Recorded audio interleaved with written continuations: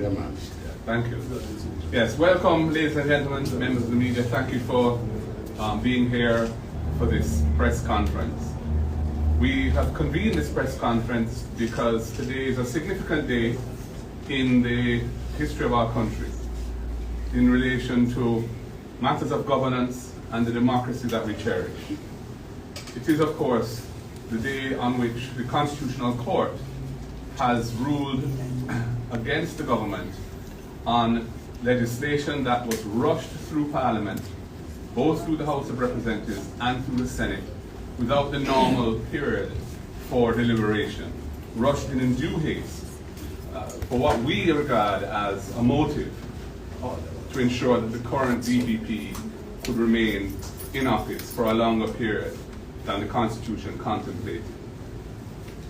We felt that the procedure that was embarked upon by the government was fundamentally wrong, and the substance of what was being done was also invalid.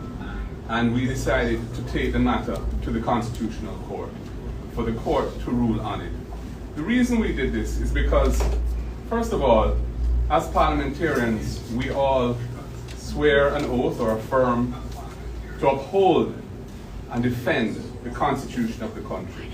And we're living in times where we have a government which likes to play fast and loose with the constitutional rights of our citizens and with the normal principles of good democratic governance in the country.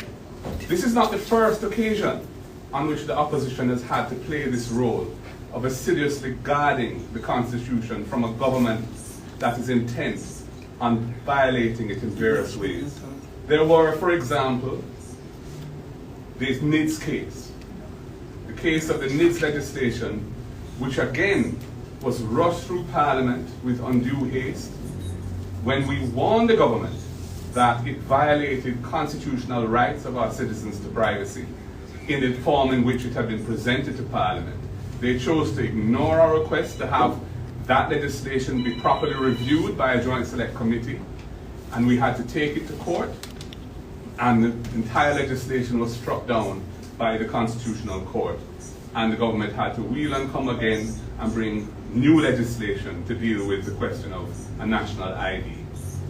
There, of course, are the states of emergency and the use of the states of emergency by this government, which we have said is not consistent with our Constitution, and we have brought proceedings before the Constitutional Court to test their use of it, and those are pending proceedings which will come to trial in due course.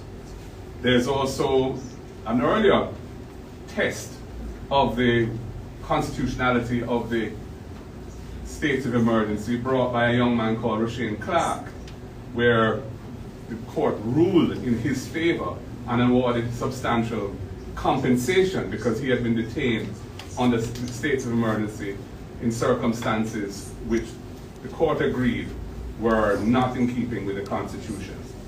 And there have been other instances, the attempt to appoint a Chief Justice on a probationary basis, unheard of in the history of Jamaica and indeed other jurisdictions, which civil society and ourselves objected to fundamentally as violating the separation of powers principle, where the Prime Minister took it on himself to think he had jurisdiction or power or authority to review the performance of a Chief Justice and decide whether or not he should continue in office.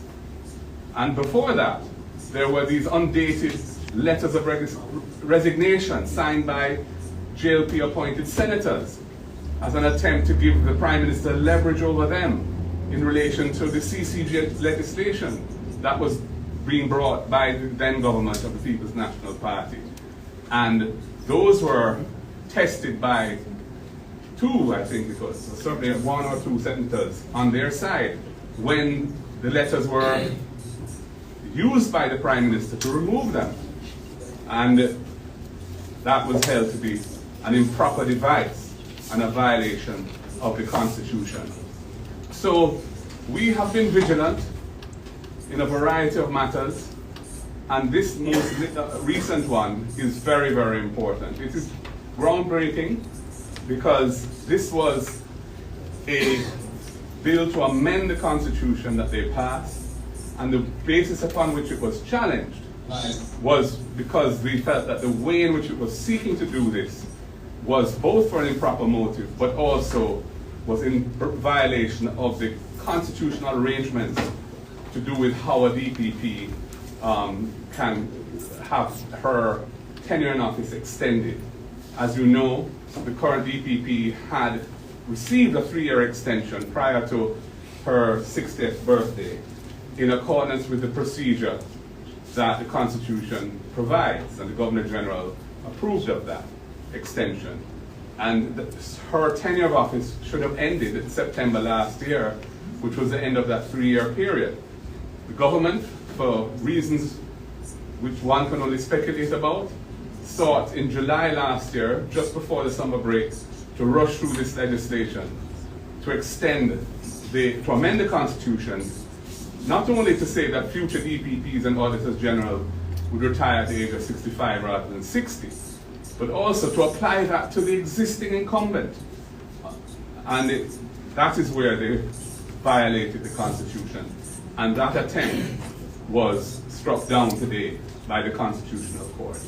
It is quite clear that the tenure of the existing officer that has been holding that position since September last year came to an end, that the attempt to extend it was invalid and unconstitutional. And I therefore call upon the Services Commission to proceed with alacrity to embark on the process for appointing a new DPP. The advertising, etc., should be done. And in the meantime, that the Governor General, acting on their advice, the Services Commission advice, should appoint somebody to act in the position. Ladies and gentlemen, this is just part of what has been happening in our country in terms of gross violations of the normal precepts of good parliamentary democracy and good governance. We know about, for example, the situation in our parliament in relation to